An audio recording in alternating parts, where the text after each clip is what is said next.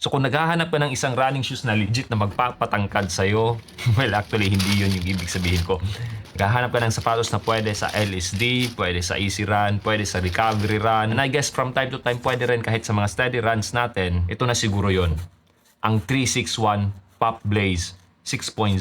So obviously napakalaki ng sapatos na to, para siyang tangke.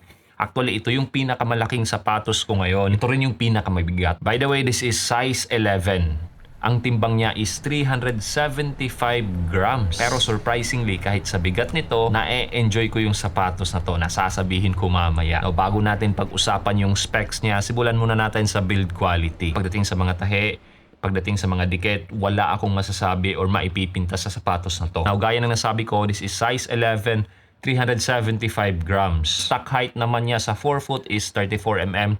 Sa heel part naman is 40 mm. So considered na siya na max cushion shoes. Ang upper nito is made out of jacquard, breathable. Halata naman napakarami or malalaki yung butas niya sa harapan dito sa toe box area niya. Pagdating dito sa gilid, meron din kahit papanong mga maliliit na butas dito magkabilaan.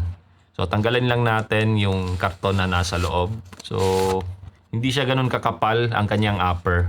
Pero halata naman na maganda yung quality. Now, ang kanyang tang, tamang-tama lang yung kapal. Tapos, pagdating dito sa lower part ng kanyang tang, breathable din naman. Ayan, may butas-butas siya dito sa gitna. Now, pagdating sa kanyang sintas, good enough yung haba para sa runner's loop natin.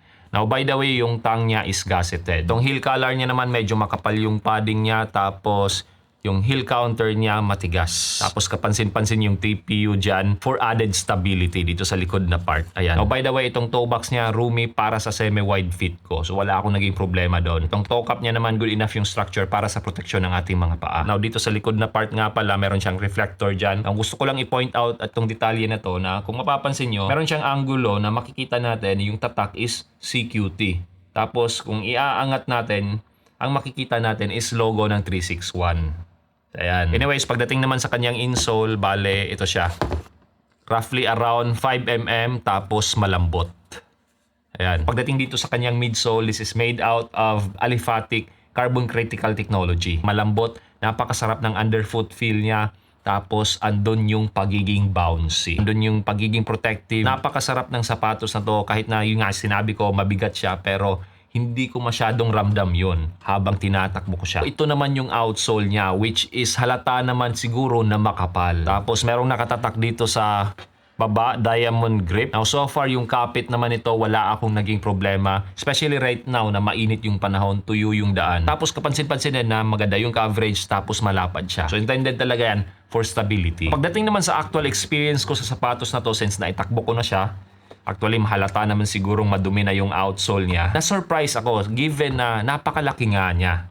So far, positive yung naging experience ko sa sapatos na to. Unang-una, yung kanyang upper, yun nga, accommodating siya.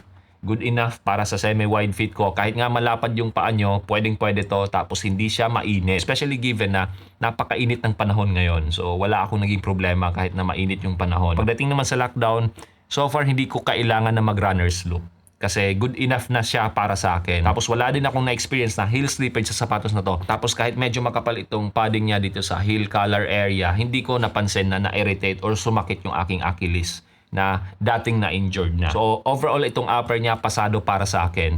Now pagdating sa midsole, yun nga yung sinabi ko, soft and bouncy. Tapos maganda or masarap yung underfoot feel niya. And yun nga yung sinabi ko kanina na kahit mabigat itong sapatos na to, yung actual ride, hindi ko masyadong pansin. Na-enjoy ko pa rin naman siya. And para sa akin lang ha, yung bigat niya hindi malaking factor. Now pagdating naman sa relatively mabilis na takbo, so around 5:30 to 6 minute pace, so far na-enjoy ko pa rin naman itong sapatos na to. Pero syempre kung malayuan yung takbuhan tapos ganun yung pace, syempre hindi ito yung pinaka-ideal na sapatos para doon. More on easy run talaga itong sapatos na to. And good thing, napaka sarap talaga niya sa paa. Pagdating naman sa flexibility, since makapal siya, itong midsole niya, hindi siya ganun ka-flexible. Although nabe-bend pa rin naman, pero hindi katulad ng maninipis yung midsole. Now, in relation to that, pagdating sa running mechanics ko na more on midfoot, hindi naman niya binago or hindi binago ng sapatos na to. Smooth saka natural lang. Now, itong outsole niya, since yun nga, makapal siya, I think magtatagal itong sapatos na to. Kung mapapansin nyo, napakakapal nitong part na to. Ito. Tapos dito rin, grippy naman siya so far sa naging test ko.